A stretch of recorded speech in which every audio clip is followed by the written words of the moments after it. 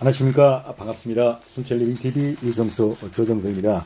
배 수확할 때가 다 된 것 같아서 텃밭에 나왔는데요. 오늘은 어떻게 하면은 텃밭에서 배를 잘 키울 수 있을지 함께 논의해보는 시간을 가져보도록 하겠습니다. 배나무는 전반적으로 키우기 그렇게 어렵지는 않은 것 같습니다. 기본적인 재배 포인트 몇 개만 알고 있으면 누구나 손쉽게 키울 수 있겠고요. 맛난 배를 많이 수확할 수 있을 거라 생각합니다. 따라서 오늘은 실수 없이 텃밭에서 배를 잘 키울 수 있도록 가장 중요한 포인트, 핵심 포인트만 선별해서 공유해 보도록 하겠습니다. 이 나무는 금년으로 3년차를 맞이하는 나무인데요. 금년에 배가 15개 정도 열렸습니다. 품종은 신고배인데요. 전통적으로 인기 있는 품종이죠. 국내 배 품종의 70에서 80% 정도를 차지하고 있는 것으로 알고 있는데요. 과일이 큰 대과이면서도 과즙이 풍부하고 아삭아삭한 식감을 자랑합니다. 이 신고배가 익는 시기는 9월 하순에서 10월 상중순으로 중만생종에 해당합니다.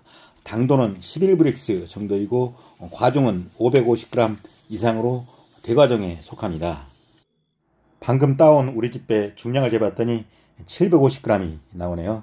보기만 해도 먹음직스럽게 보이죠. 배 품종은 많지만은 이미 검증된 신고배를 심는 게 안전하지 않을까 그렇게 생각합니다.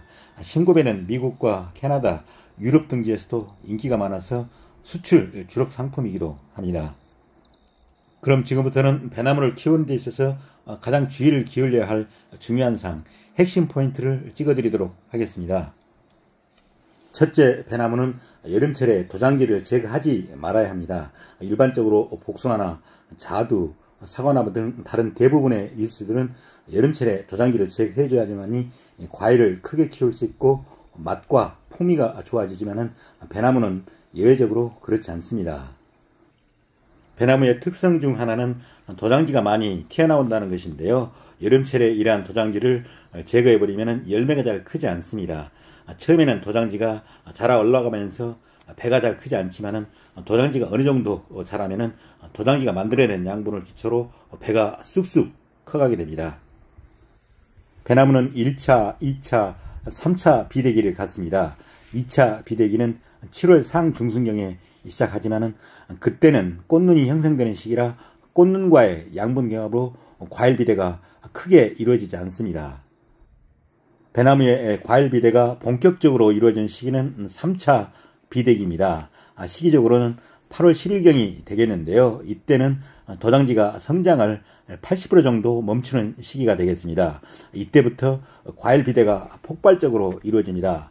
하지만 도중에 도장지를 제거해버리면 과일이 잘 크지 않게 되겠습니다. 일반적으로 배 하나에 이 도장지 하나가 있어야지만이 과일 비대가 충분히 이루어지는 걸로 알려져 있습니다. 따라서 너무 밀집한 경우가 아니라면 여름철에 이 도장지는 제거하지 않는 게 좋겠습니다. 둘째, 배나무는 과일 속기, 즉 적과가 꼭 필요한 유실수입니다. 배나무는 사과나무와 같이 한 곳에서 5개 열매가 나오는데요. 이 중에서 가장 튼실하고 둥글고 모양이 좋은 열매만 남겨놓고 나머지는 적과를 해줘야 합니다. 적과를 해줘야만이 과실을 크게 키울 수 있고 품질 좋은 배를 생산할 수 있습니다. 그리고 일률적인 상품성을 가진 과실을 생산할 수 있게 되겠습니다. 적과를 하는 시에는 양분 소모를 줄일 수 있도록 가급적 빨리 해주는 게 좋습니다. 하지만 생리적 낙과기가 지난 다음에 해주는 것이 바람직합니다. 시기적으로 말씀을 드리면 1차 적과는 꽃이 지고 난 후 일주일 후쯤 실시하는 게 좋고요. 2차 적과는 1차 적과를 하고 난 후 7일에서 10일 사이에 해주는 게 좋습니다. 그리고 이때 봉지 씌우기를 실시합니다. 배 봉지를 씌우는 이유는 강렬한 햇빛으로부터 과피를 보호하고 병해충으로부터 과일을 보호해서 상품성 높은 과일을 생산하기 위함입니다. 그리고 봉지를 씌워주면 색깔이 연하고 예쁜 배를 얻을 수 있게 되겠습니다. 이 배는 봉지를 씌우지 않는 건데요. 보기에도 색깔이 약간 칙칙해 보이죠. 하지만 봉지를 씌운 이 배는 아주 색깔이 연하고 부드럽습니다. 따라서 봉지 씌우기는 꼭 해주는 게 좋겠습니다. 셋째, 적절한 병충해 방제는 꼭 필요하다는 것입니다. 저 경험상으로 볼 때 복숭아나 사과나무보다는 병충해 관리가 조금 용이한 것 같습니다. 한 달에 2번, 그러니까 보름에 1번 정도 병충해 방제를 해주면 수확하는 데는 문제가 없을 것으로 생각합니다. 여러가지 병충해 중에서 특히 붉은별 무리병과 검은별 무리병에 걸리기 쉬운데요. 각별한 주의가 필요합니다. 이 병에 걸리면 잎에 병증이 나타나기 때문에 쉽게 파악할 수 있을 것입니다. 붉은별 무리병에 감염이 되면 머리털 모양의 모상체가 형성이 되는데요. 보기에도 흉측합니다. 하지만 적용 약제를 살포해주면 잎이 원상태로 회복됩니다. 산림꾼과 푸르겐이란 살균제는 이 검은별 무리병과 붉은별 무리병을 동시에 잡을 수 있기 때문에 유용하게 사용할 수 있을 것 같습니다. 배나무의 병충해 방제를 시작하는 시기는 꽃이 지고 난 직후가 되겠습니다. 그리고 이후에는 한 달에 2회 정도 병충해 방제를 실시하면 됩니다. 그리고 병충해 방제를 할 때는 살균제와 살충제를 혼합해서 살포해 주는 게 바람직합니다. 배나무에 빈발하는 해충으로는 꼬마 배나무 이, 응애, 가루 깍지벌레, 복숭아, 순나방 등이 있습니다. 그리고 2월경 이른 봄에 월동 병해충 방제 조치로서 석회유황합제와 기계유제를 필히 살포해줘야 합니다. 월동 병해충 방제를 해서 월동하는 병해충의 밀도수를 확 줄여놔야지만이 생육기에 병충해 방제하기가 아주 수월하게 됩니다. 다음으로는 당도 높고 배 본연의 맛을 배가시킬 수 있는 영양관리에 대해서 말씀을 드리겠습니다. 배는 당도가 11브릭스 정도로 그렇게 높은 편은 아닌데요. 1, 2%만 추가적으로 올려도 달다 하고 느낄 수 있지만 당도가 떨어지면 무맛의 과일로 전락하고 말 겁니다. 따라서 당도 관리가 필요하다고 하겠습니다. 배의 당도를 올릴 수 있는 대표적인 비료는 황산 마그네슘과 인산가리 비료를 들 수 있습니다. 황산 마그네슘은 황산고토라고도 불리는데요. 과일 본연의 맛과 향을 배가시키는 기능을 합니다.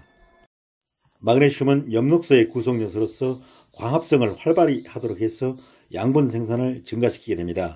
그리고 세피복 강화를 통해서 잎을 튼튼히 하고 병에 대한 저항성, 즉 식물의 내병성을 강화시키게 됩니다.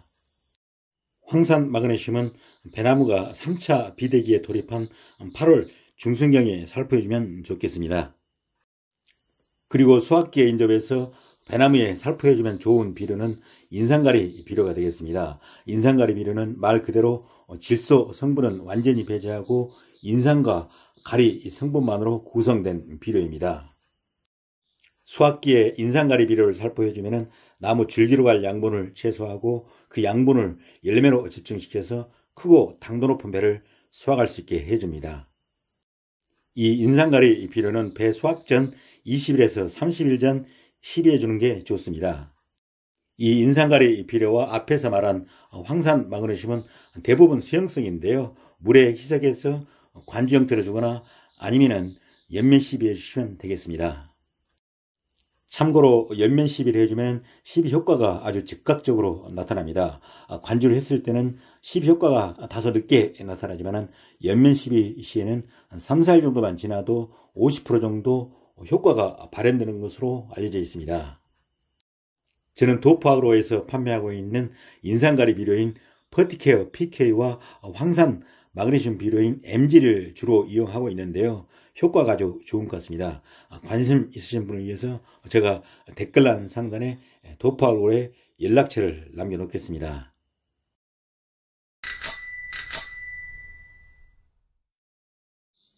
그럼 이걸로써 오늘 프로그램을 마무리하겠습니다. 늘 저희 수천 리빙 TV를 시청해주셔서 고맙고요. 오늘 하루도 즐겁고 행복한 시간 되시길 바랍니다. 감사합니다.